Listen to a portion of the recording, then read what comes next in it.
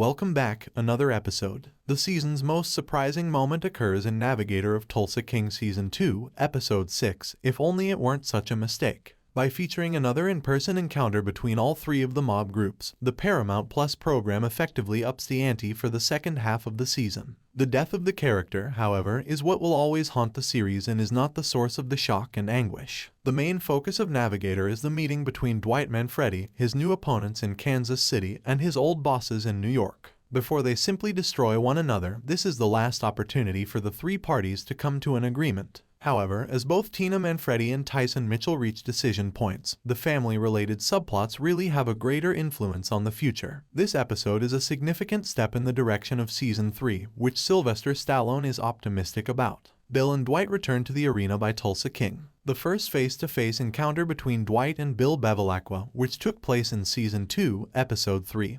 Oklahoma v. Manfredi, was fairly unimpressive. The tension and hostility that the audience required to be fervent about their competition were not created by any of their posturing. Ironically, even though they are more subdued in Season 2, Episode 6, their conversation feels more intense and suggests that these two ought to just go out and fight it out already. Frank Grillo's increased screen time is great, as he effortlessly conveys Bill's dislike of Dwight in every line. Grillo's response after Dwight ends Bill's conversation with the server at the Atlanta restaurant by talking to her longer than necessary is excellent. Tulsa King completes a few required tasks. The sixth episode of Tulsa King Season 2 also notably goes through the motions to resolve story issues that were set up earlier in the season. The fact that Vince Antonacci must represent the group in Atlanta since Chicky and Vernizzi is arrested on her way out of New York complicates the sit-down. In addition, Navigator gives Armand Truzzi what he has been due, and there is business in Tulsa. Everyone knew from a mile away that Thresher would take advantage of Armand's error of disclosing to him his financial hardship.